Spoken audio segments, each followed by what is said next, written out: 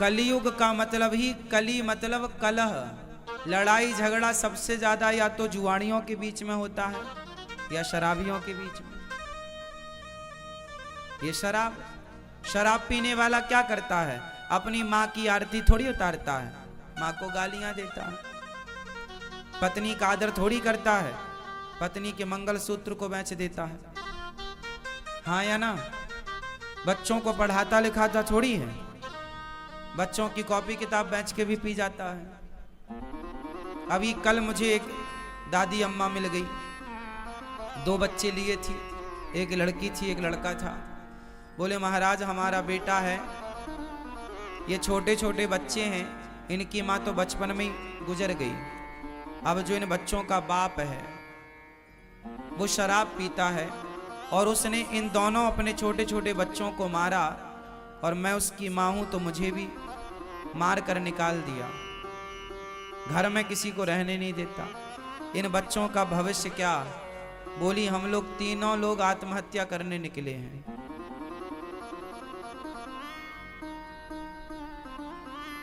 शराबी इस तरह से प्रताड़ित करता है ना अपनी माँ को, अपने बच्चों को, अपनी पत्नी को। फिर मैंने माँ को समझाया कि माँ जैसे पढ़ाओ लिखाओ इन बच्चों को, आप समझदार हो, आपके जब तक हाथ पांव चल रहे हैं आप करो कुछ। आत्महत्या करना किसी समस्या का समाधान नहीं होता। समझाया, उसके बाद वो माँ चली गई। कहने का तात्पर्य तो यही हुआ कि शराबी अपने परिवार को कितना प्रताड़ित करता है ये तो शराबी का परिवार ही जानता होगा। क्यों जी? शराबी की पत्नी कितनी दुखी है ये तो वही जान सकती है। जिसके पांव में विमाई फटी ही नहीं वो पीर पराई क्या जाने, और जिसने बेटी को जन्म दिया ही नहीं वो बेटी की विदाई क्या जाने। कई बार ऐसा होता है कि हम दूसरों का दुख नहीं जान पाते। दूसरा आदमी कितना दुखी है उसके दुख का हम अंदाजा भी नहीं लगा पाते। क्यों? तो शराब समाज को कितना दुखी करती है, बोलो हाँ। इसलिए आप लोगों से मेरी विनती हाथ जोड़कर है, मेरे नौजवान दोस्तों भाइयों से, शराब ना पिया करो। तुम्हारी पत्नी, तुम्हारे बच्चे, तुम्हारी माँ बड़ी दुखी रहती है। तुम तो पीकर नशे में पड़े हो, पर जो पत्नी तुम्हारे लिए अपनी माँ, अपना पिता, अपना परिवार छोड़े बैठी है, थोड़ी उसकी खुशी का भी तो ख्याल रखो। उन बच्चों का भी ख्याल रखो जो अभी छोटे हैं, जिनको पिता के प्यार की, माँ के प्यार की जरूरत है, शिक्षा की जरूरत है। एक शराबी हो जाए ना घर में तो पूरा परिवार प्रभावित होता है उस एक के कारण। बोलो हाँ। शराब बहुत भयंकर होती है, इसलिए शराब पीना चाहिए क्या? शराब अच्छी हो, यदि आपके हिसाब से शराब अच्छी है तो फिर अपने बच्चों को भी पिलाना। और शराब बुरी है तो हाथ जोड़ के कहता हूं आप कभी मत पीना, क्योंकि ये सब बर्बाद कर देती है। शराब सब कुछ बर्बाद कर देती है। आप कितने लोग इस बात के गवाह हैं कि शराब पीकर बर्बाद हो जाता है व्यक्ति? कितने लोग? हाथ उठा।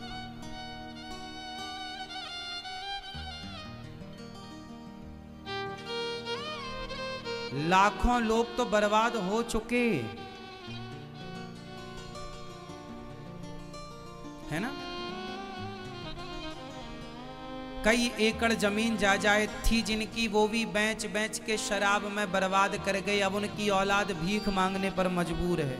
ऐसा भी समाज में देखने को मिला है। क्यों जी ऐसा होता है? बिल्कुल होता है।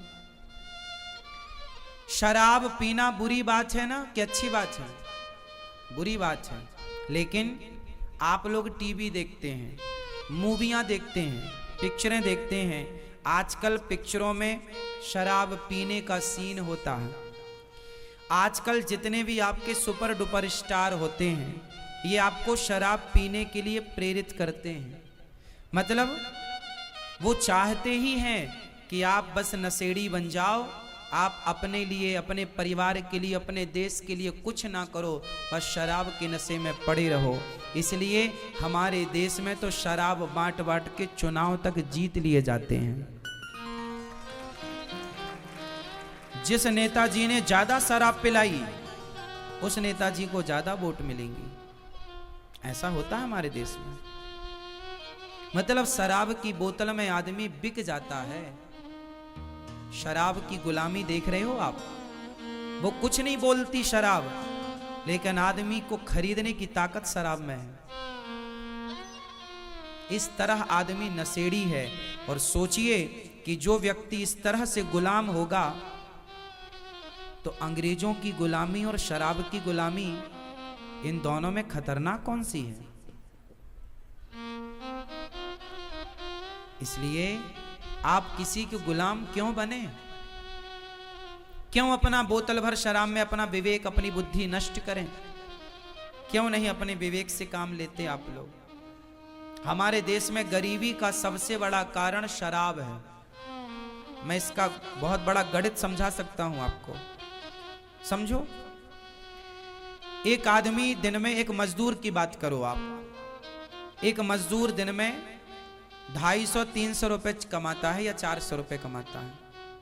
400 रुपए कमाता है, जिसमें कि वो 100-150 रुपए की शराब पी लेता है। हाँ या ना? दिन भर काम करेगा, शाम को 300 रुपए या 400 रुपए मिलेगा, तो घर जाने के पहले एक बोतल वो शराब पी लेता है। और घर जाता है तो शराब के नशे में जाता है। सबकी बात नहीं कर रहा हूं मैं, कुछ लोगों की।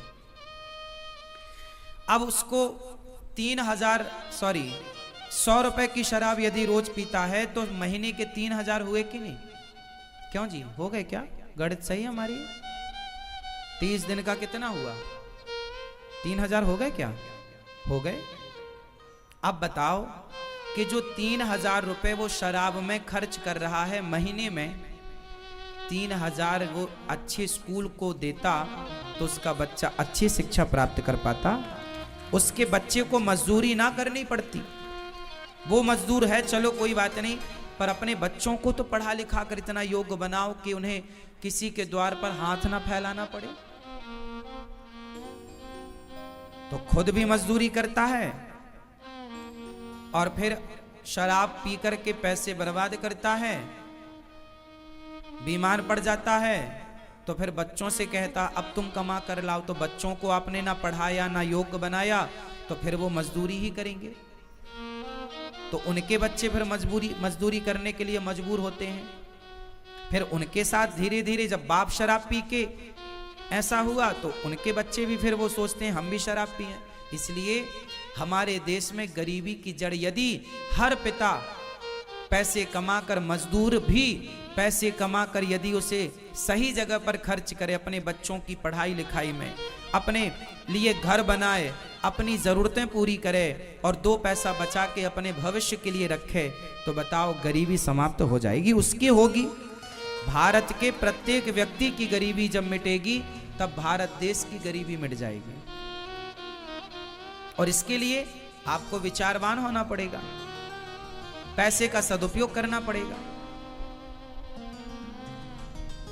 शराब, आज बड़ी बड़ी पिक्चर बनाने वाले सुपर डुपर स्टार वो आपको शराबी बना रहे हैं। हमारे देश का दुर्भाग्य बताएं क्या है? दुर्भाग्य ये है मेरी मां कि आज यहां पर कोई अच्छी बात आपको बताए, आपके बच्चों को सही राह बताए, तो आप उसे कहते हैं कि ये ठग रहे हैं, लूट रहे हैं। और आपको कोई गलत बात बताए तो आप उनकी जय जयकार करते हुए उन्हें सुपर डुपर स्टार बना रहे हैं। अब देखो ना, आपके कितने सुपर डुपर स्टार ऐसे हैं जो गुटखे का प्रचार करते हैं, जो शराब का प्रचार करते हैं, जो जुए का प्रचार करते हैं। जंगली रमी ऐप डाउनलोड करा रहे हैं कि नहीं? वो जुए का प्रचार कर रहे हैं। कौन? आपके सुपर डुपर स्टार जो पिक्चर बनाने वाले लोग हैं, हाँ या ना? जुए का प्रचार कर रहे हैं ना? मैं किस किस का नाम लूं? नाम सबके पता है, पर क्या बताना आप समझ लो। जुए का प्रचार सुपर डुपर स्टार करते हैं। मतलब वो क्या चाहते हैं कि आपके बच्चे जुआ खेलें। वो शराब का प्रचार करते हैं सुपर डुपर स्टार लोग। पिक्चर क्या बनाते हैं? मुझे पीने का शौक नहीं, पीता हूं गम भुलाने को। इससे तो आदमी शराबी बनेगा कि भाई गम किसके पास नहीं है। तो अच्छा खासा आदमी, आजकल तो स्त्रियां भी पीने लग गई क्योंकि वो भी गम में है।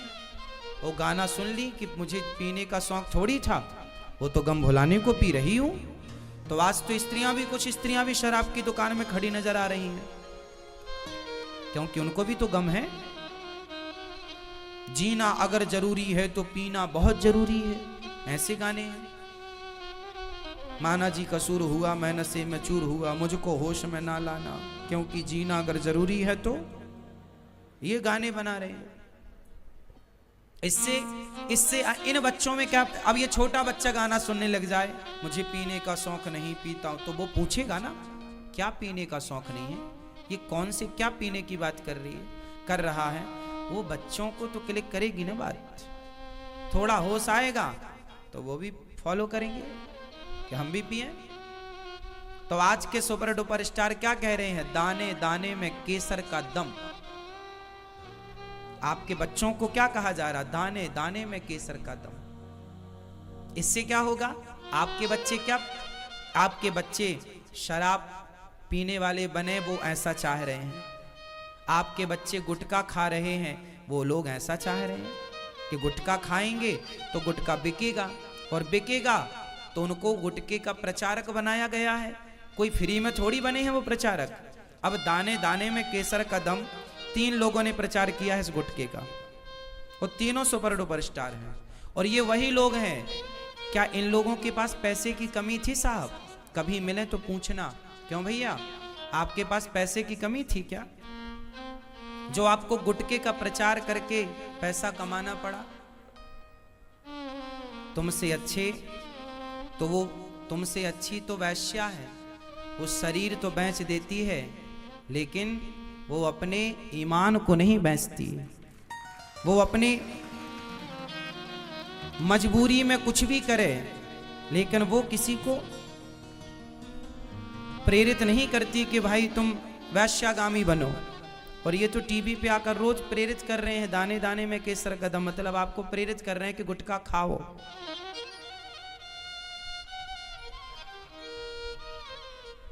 गुटखा खाओ, ऐसा बोल रहे हैं। इसलिए गुटखा, इन लोगों के पास पैसे की कमी नहीं है। गुटखे के प्रचार में इन्हें 5-5, 10-10 करोड़ रुपए मिले होंगे, या 50 करोड़ भी मिले होंगे, मुझे आइडिया नहीं है। लेकिन पैसों के लिए अपना ईमान बेच देना सही है? कोई मुझे 5000 करोड़ दे, कहे अनिरुद्धाचार्य जी आप इस गुटखे का प्रचार करिए।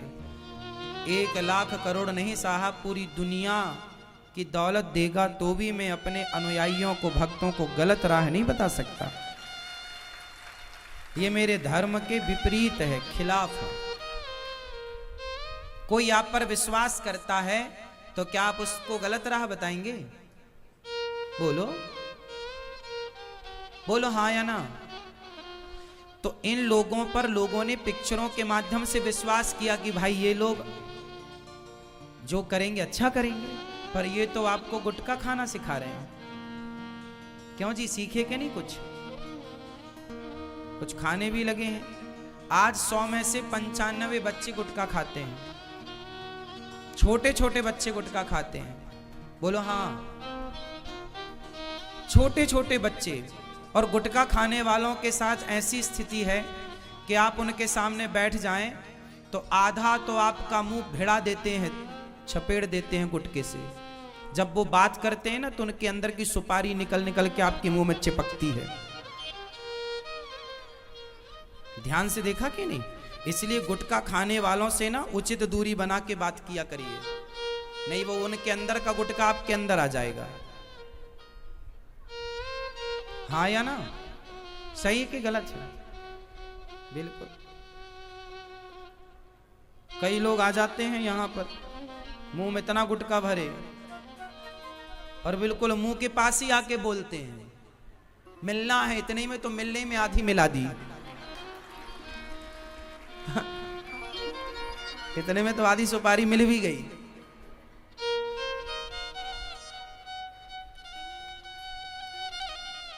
है ना?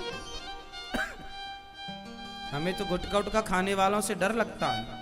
थोड़ा उचित दूरी से बात हो, इतनी दूरी कि उनके मुंह से सुपारी जो निकले बीच में ही गिर जाए, यहां तक ना आ पाए, इतनी दूरी मेंटेन करना पड़ती है। और गुटखा उटखा खाने वाले ना वो धीरे से बोलते हैं क्योंकि उनका अमृत टपक ना जाए नीचे, इसलिए वो फिर पास में आके बात करते हैं। है ना? वो नीचे मुंह करके बात नहीं कर सकते, ऐसे भरा है ना,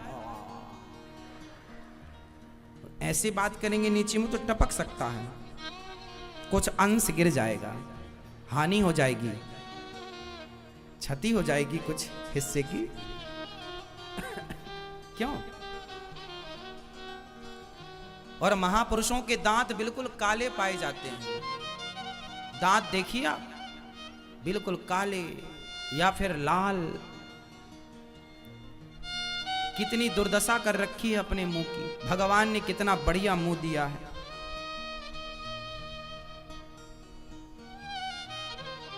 जिस मुंह में राम का नाम होना चाहिए उस मुख में देखो क्या क्या भरते हैं। तो आप सावधान रहिए उन सुपर डुपर स्टारों से जो आपके घर में घुसकर आपकी संतानों को गलत राह, अब जो गलत दिखा रहे हैं आप उन्हें सुपर डुपर स्टार कहते हैं, और हम जैसे लोग आपको सही राह बताएं तो लोग संतों को उंगली उठाते हुए कहते हैं ये बाबा लोग तो पाखंडी हैं, ढोंगी हैं, ये हैं। संतों का अपमान होता है और उन लोगों का सम्मान जो खुलेआम गलत का प्रचार कर रहे हैं। संडे हो या मंडे, ये अंडे का प्रचार किसने किया था? बोलो, किसने किया था? जरा बता। नहीं पता? आप लोग बहुत भुलक्कड़ हैं। हम नहीं भूलते। टीवी पर एक टाइम पर यह भी ऐड आता था, संडे हो या मंडे, अंडे का प्रचार है। इसलिए अब वो लोग अंडे का आपको प्रचार कर रहे हैं। अंडे खाने वाले का धर्म क्या है? अंडे खाने वाला, मांस खाने वाला धर्मात्मा हो सकता है क्या? मुर्गी की टांग चूसने वाला धर्मात्मा हो सकता है क्या? अरे जो धर्मात्मा होगा वो किसी जीव की हत्या ही नहीं करेगा। जो कर रहा है वो धर्मात्मा कैसे है? हमारा धर्म तो ये कहता था कि हम चींटियों को भी, तुम्हारी दादी अम्मा आटा डालती थी, चींटी की भी हत्या ना हो, पक्षी को दाना। हमारे देश में एक राजा हुए हैं शिवी, उनकी गोद में एक कबूतर आकर गिरा। बहेली आया, बोला महाराज ये हमारा कबूतर है, हम जंगल से पकड़ कर लाए हैं और इसे हम खाएंगे पकाकर। राजा बोला देखो ये मेरी गोद में आया है, इसे अब तुम मार नहीं सकते क्योंकि मारने वाले से बचाने वाला बड़ा होता है। ये कबूतर मेरी गोद में आया है, जिसकी रक्षा करना मेरा धर्म है।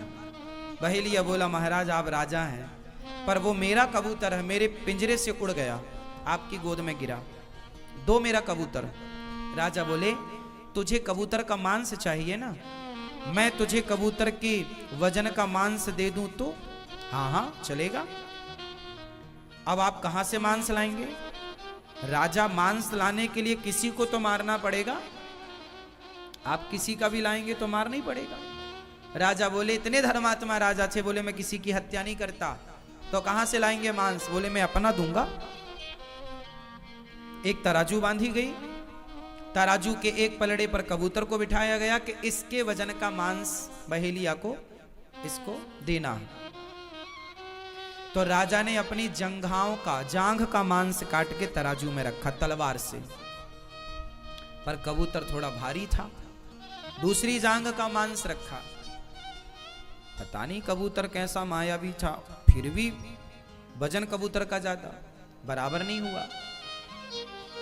सारी सभा लगी है, सारी दुनिया देवता देख रहे हैं कि वाह, ऐसा राजा कि कबूतर के प्राणों की रक्षा के लिए अपने शरीर का मांस चढ़ाए जा रहा है। राजा ने अपनी छाती का मांस काट करके रखा तलवार से, फिर भी उसका वजन ज्यादा। राजा ने अपना एक पांव काट दिया, पूरा पांव रखा, फिर भी कबूतर का वजन ज्यादा। दूसरा पांव रख दिया, अब देखिए एक राजा अपने पांव काट दिया एक कबूतर के प्राणों के लिए। ये वो देश है। अंत में फिर भी कबूतर भारी, तो राजा ने अपनी गर्दन काटनी स्टार्ट की, तलवार अपनी गर्दन पर रखी और काटना चाहा, तब कबूतर से भगवान प्रकट हो गए। बस राजन, बस मैं तुम्हारी परीक्षा लेने के लिए कबूतर के रूप में आया। धन्य है तुम जैसे राजा, तुम जैसे दानी राजा, जिन्होंने एक पक्षी की रक्षा के लिए अपने आप को चढ़ा दिया। ऐसा देश है हम भारतीयों का कि हम किसी की हत्या करना ठीक नहीं समझते। क्यों जी? किसी को मारना, हम तो दुश्मन को मारना ठीक नहीं समझते। पृथ्वीराज चौहान ने मोहम्मद गौरी को पकड़ लिया, बंदी बना लिया, क्या मार नहीं सकते थे? पर दुश्मन को भी नहीं मारना, जा छोड़ दिया। ऐसे 17 बार पकड़ के छोड़ा। ऐसे दया हमारे यहां है।